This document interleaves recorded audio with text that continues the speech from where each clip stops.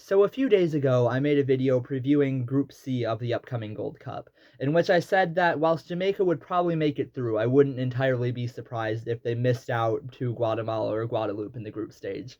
And after I made that video, I thought that I was maybe actually being a bit too harsh on Jamaica.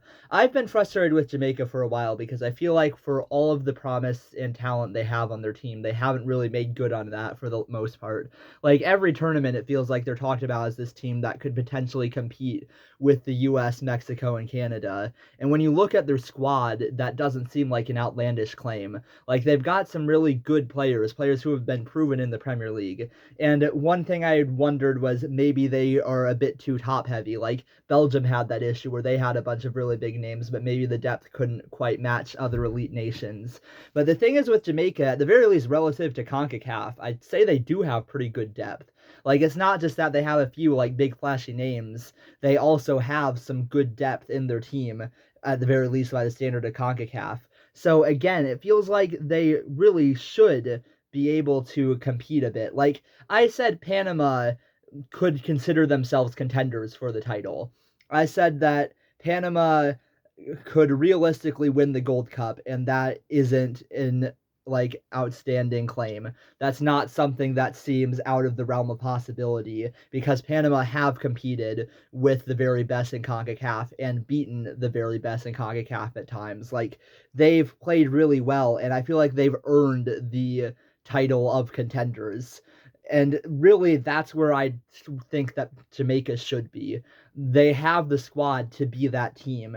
And yet, Panama, who doesn't have quite the same flashy names, has managed to go farther than Jamaica has and be a much more cohesive team. So I don't know what to make of that with Jamaica.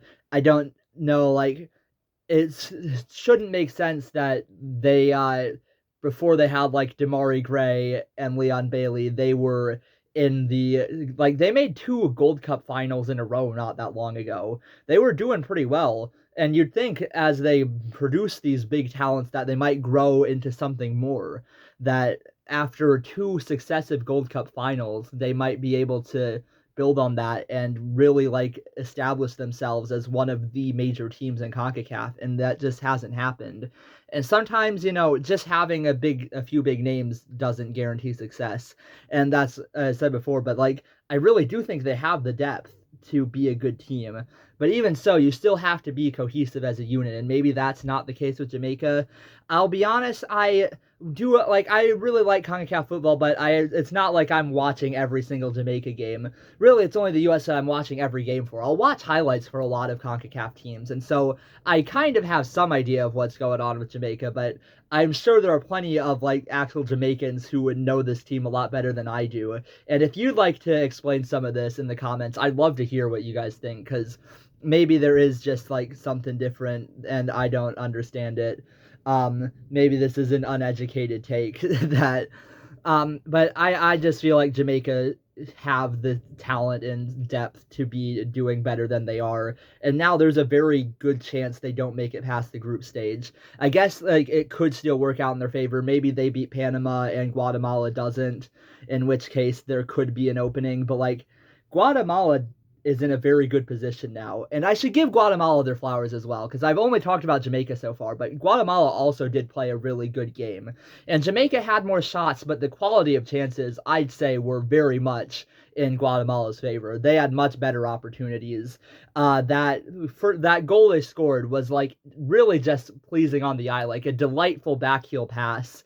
And I had assumed that Guatemala wouldn't win this because not that long ago at all, like within the past days, Jamaica had beaten Guatemala 3-0. And so I had assumed that we might see something similar. Admittedly, I found out that maybe is a bit misleading, but Guatemala didn't play like all of their starting players against Jamaica in that game. For instance, Santos and Loam didn't start that match, the two that combined for the goal, but I thought Guatemala looked really good. And they also continue to have a really strong crowd presence. I had wondered if they wouldn't do as well because I had seen how well they'd done with their games in New York and crowd attendance at the last Gold Cup. And I was kind of sad that they weren't going to get to play in New York because that was really cool to see, but they still had a ton of fans show up in number, certainly for a Gold Cup match.